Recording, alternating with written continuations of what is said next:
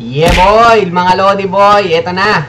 Gagawa na natin ng ranking lahat ng Marvel Cinematic Universe or MCU for short na movies, mga Lodi boy, no? Ngayon dito, aalamin na natin sino nga ba ang pinakamalupit, pinakamaganda at pinakamasarap na Marvel Cinematic Universe na pelikula dito, mga Lodi boy, no? So ito na lahat yun, mga Lodi boy. So, ang gagawin natin na ranking dito, mga Lodi boy, iisa-isahin natin lahat ng superheroes at saka yung mga movies nila. Tapos, pinakahuli natin yung mga Avengers, guys. Okay, yung mga Avengers movie kung saan sama-sama na sila. So, ito na lahat yun, mga Lodi boy. So, let's see how it goes. So, start na natin sa pinakauna. Dito kay Bruce Banner, The Incredible Hulk. So, ito mga Lodi boy, sa lahat ng MCU movies, I think ito yung pinaka-special or medyo pinakakakaiba sa lahat ng mga napanood ko. Alam niyo ba bakit? Kasi sa lahat ng MCU movies, ito lang yung napanood ko na Tagalog dub. Okay, napanood ko lang siya, ayun, hindi sa sa internet or sa streaming or sa sine. Napanood ko lang siya sa sa GMA7 na nakatagalog dub na. So, hindi ko nga alam na MCU movies pala to, kasi recast na nga lang to, no? Di ba, recast na lang. Tapos ayun, yung post-credit scene, pinakita si Tony Stark, ayun. So, ito yung pinakaunang MCU movies.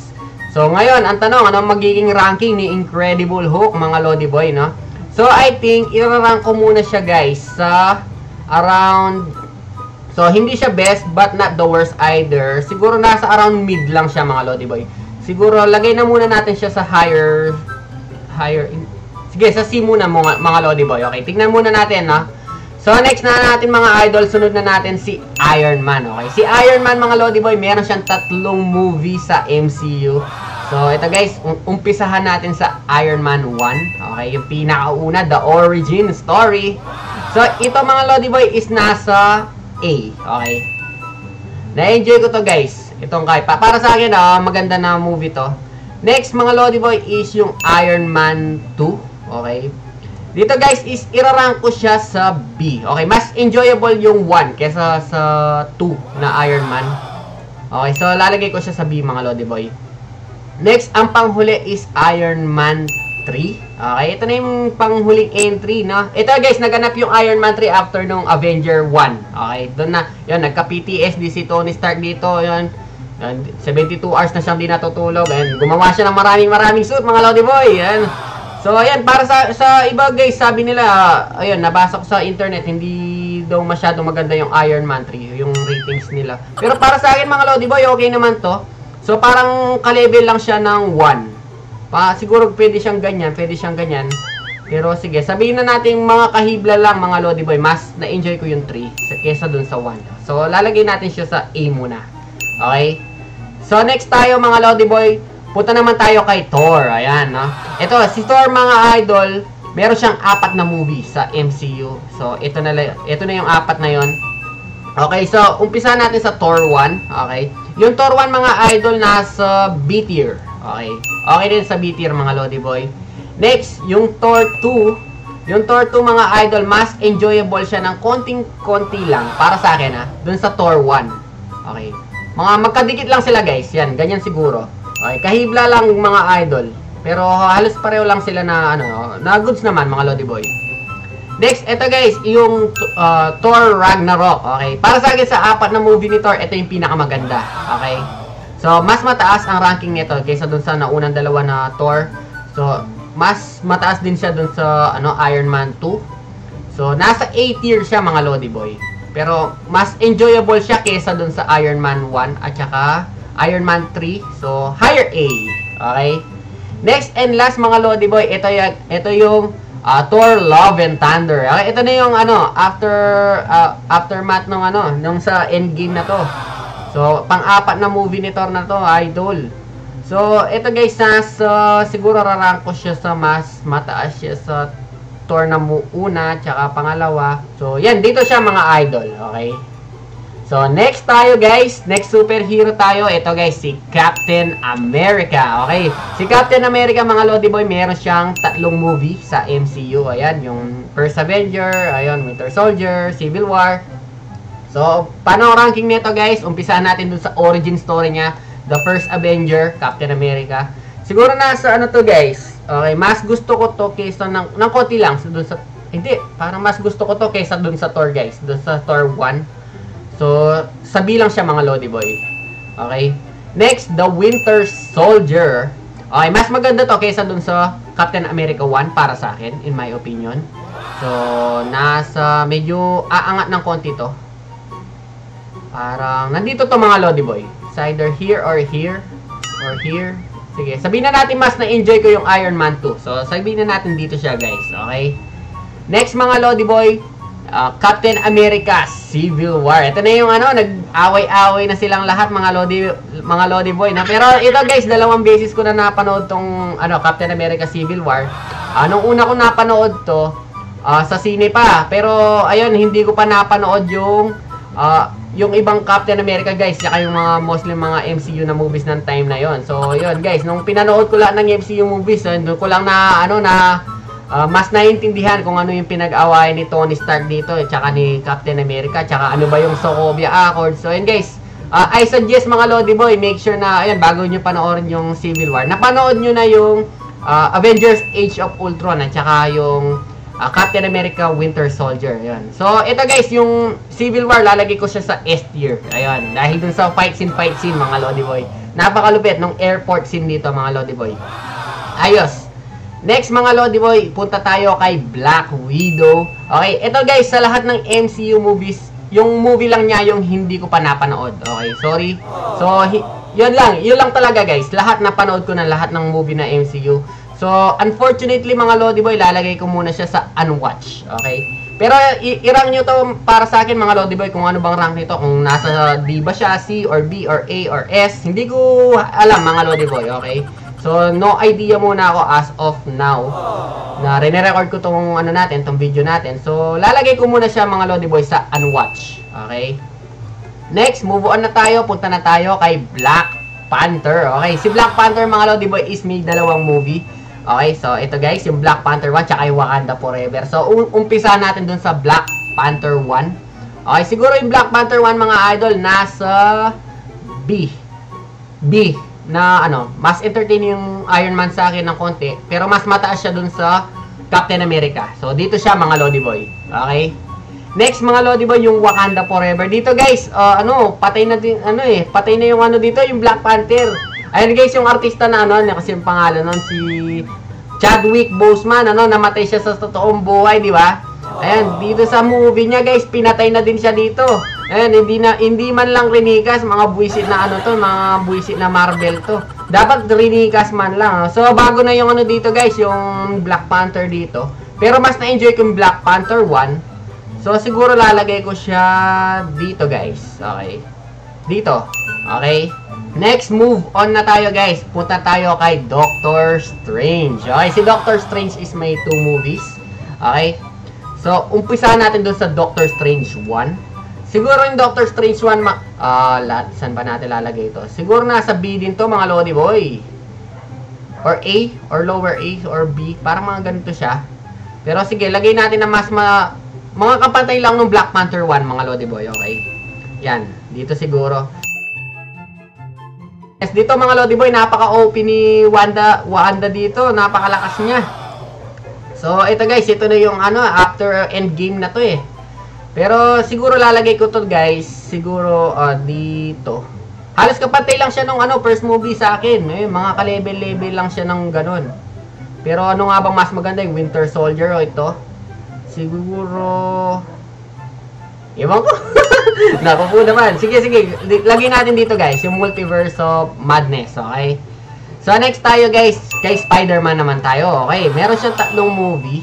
Okay? Umpisahan natin yung Spider-Man Homecoming. Okay?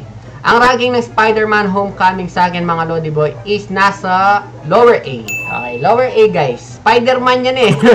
Yan? One of the favorite superhero ko yan. Pero guys, okay naman din naman yung story ng Spider-Man guys. Next is Far From Home. Okay, mas malupit yung Far From Home kaysa dun sa Homecoming para sa akin, guys. So, mas higher siya ng a bit dun sa Homecoming. Pero mas higher siya dun sa Iron Man. Tsaka dito. So, dito siguro siya, mga idol. Okay. Next, yung pangatlong movie, guys, yung No Way Home. Okay, siguro mga 3 beses ko na siguro napanood to or 2 beses mga Lodi Boy. Siguro ito guys is ilalagay ko sa S tier to mga Lodi Boy. 3 Spider-Man ba naman mga Lodi Boy, no? Nagsama-sama in one movie, no? So napakalupit, no? So, tsaka nagbalikan yung mga dating Spider-Man na villain. So, yun, sobrang kakaiba mga Lodi Boy. Next, kay Ant-Man tayo ngayon mga Lodi Boy. Si Ant-Man is meron siyang 3 movie, okay? So, umpisa natin dun sa Ant-Man 1. Yung Ant-Man 1 mga idol is okay siya guys. Mas entertaining siya para sa akin dun kesa dun sa Black Panther tsaka dun sa Doctor Strange. As a hero origin siguro nasa dito to guys or dito. Sige, lagay natin sa higher B, okay? Yung Ant-Man 1. Next, yung Ant-Man 2 is mas nakaka-enjoy kesa dun sa Ant-Man 1, okay? Ito yung yung bago yung Infinity War. Okay. So, mas mataas siya dito, obviously. Pero pwede ba siya sa A? Sige, lagyan natin sa sa lower A. Okay, yung Ant-Man and the Wasp. Next and last dun sa Ant-Man. Ito guys, Ant-Man and the Wasp in the Quantumania, okay? I think ito yung pinaka-worst sa Ant-Man movies, mga Lodi Boy. Okay, so ilalagay ko siguro to sa okay, maybe dito sa guys, sa C. Okay? Hindi ko alam, parang kung ganyan na lang 'tong dalawang to, dun sa Incredible Hulk or Ant-Man. So, ano ba yung mas maganda dito? Siguro mas na-enjoy ko ng konting-konti guys, yung Hulk. Okay, so dito siya mga Lodi Boy. Next mga Lodi Boy, Guardian of the Galaxy tayo. So, hey guys, I love Guardian of the Galaxy mga Lodi Boy.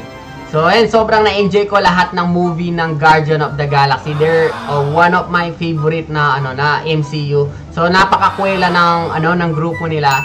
So, napakalupit din ng mga ng aksyonan nila mga Lodi Boy. So, umpisa natin dun sa Guardian of the Galaxy 1. Okay, saan natin siya ilalagay?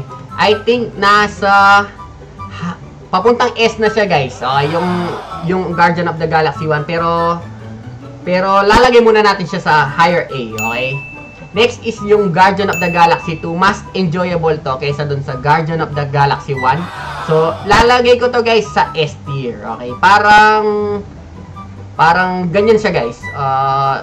Siguro, iwan ko kung ano mas maganda. Kung yung No Way Home or yung Guardian of the Galaxy 2. Pero parang siguro ganyan muna siya guys, okay? Sa S tier muna, lower S. Next, yung Guardian of the Galaxy 3. Ito na yung pinaka maganda para sa akin na Guardian of the Galaxy. So, kung nagandahan ako dun sa Guardian of the Galaxy 2, mas maganda to mga Lodi Boy. Siguro nasa mas mataas dun sa parang kapantay ng Civil War. Or mas mataas dun sa Civil War mga Lodi Boy. So, ganyan siya sa akin. So, lalagay natin siya sa higher S. Okay? Guardian of the Galaxy. Ayos! Next is Eternal. Okay, yung Eternal mga Lodi Boy, ito yung pinaka-unpopular yata dito na na superhero. Di ko man alam itong mga to, basta pinanood ko lang. No, pero ang ranking ko dito mga Lodi Boy is nasa middle B. Siguro mga nandito siya guys. Mas lamang ng konti, kahibla lang dun sa Thor, Love and Thunder. Okay. Next mga Lodi Boy, Shang-Chi. Okay. Yung Shang-Chi, ilalagay ko siya sa rank B. Okay, higher or hindi. Siguro nandito to mga Lodi Boy. Yan. Okay, dito yung Shang-Chi mga Lodi Boy. Next is kay Captain Marvel naman tayo, guys. Meron siyang 2 movie, si Captain Marvel. Pero yung Captain Marvel mga Lodi Boy is hindi ko masyadong type. Okay, kahit isa siya sa mga pinakamalakas na na Avenger mga Lodi Boy. Hindi ko siya masyadong bet. Okay, yung story niya, yung origin niya, yung lahat-lahat niya. Siguro nasa lower C lang yung Marvel sa akin, guys. Ay yung Captain Marvel, yung 1. Okay. Pero kung nasa C lang yung Captain Marvel 1 mga Lodi Boy, paano yung The Marvels? Ito yung pinakabagong MCU movie as of today mga Lodi Boy. Yung The Marvels, guys, is mas lower pa kesa dun sa The Marvel. Nalilito na ako. Yung Captain Marvel, okay? So, I think kung ikukumpara sa lahat ng ito, guys, yung The Marvel is is nasa D tier. Okay? D tier lang siya mga Lodi Boy. So hindi siya masyadong nakaka-enjoy para sa akin. Hindi ko man din masyadong bet yung story. Tapos medyo na-childish siya na ako masyado dun sa yung kasama ni Captain Marvel dito. Yung nakalimutan ko na yung pangalan. Yan, Kamara yata yung pangalan nun. Parang mga singidad lang ata ni Raisa May Dizon yung kinas nila dito. Pero ayun guys, parang siguro i-let it slide ko na lang yun. Yung medyo naaartihan ako na na-childishan sa kanya. Siguro ganun lang talaga siguro yung role niya. So hayaan na lang natin. Kaya lang, story-wise kasi mga Lodi Boy, parang lumilitaw. Kung ikukumpara mo sa lahat ng MCU movies, nasa D tier lang siya. Okay? So yan, okay na tayo dyan guys. Okay? Sa D tier. Next mga Lodi Boy, dito na tayo sa exciting moment mga Lodi Boy. The Avengers 1 to 4 mga idol. Ito na yung sama-sama na lahat mga Lodi Boy. Okay, so umpisahan natin sa Avengers 1. Avengers 1 is syempre nasa higher S. Higher S yan mga Lodi Boy. Okay, next is Avengers Age of Ultron. Okay, yung Avengers Age of Ultron is mas lower ng konti kaysa dun sa naunang Avengers. Okay, siguro. Pero higher S pa din siya mga Lodi Boy. So, ilalagay natin siya sa mas mababa dito sa Avengers. Nang isang hibla lang mga Lodi Boy. Ayos. Next, Avengers Infinity War. Okay. Ito na guys. Ilalagay ko na to sa higher S. Pinaka S. Okay, pinaka S na to mga Lodi Boy. Ito lang yung tanging Marvel movie dito na nanalo yung kalaban mga Lodi Boy guys. Nanalo si Thanos dito guys. Pero hindi pa dyan nagtatapos dahil ito na yung panghuli. Ayun, Avengers Endgame. Okay. Yung Avengers Endgame mga Lodi Boy, syempre dito na yan sa pinaka S. Okay. Ito na yan guys. Okay, so I think guys dito na tayo magtatapos. Ito na yung tier list ko or ranking ko sa lahat ng Marvel Cinematic Universe. So yun guys, maraming salamat sa lahat ng mga nanood mga Lodi Boy. So yun guys, see you sa next video mga Lodi Boy. Yun lang po and out na ako.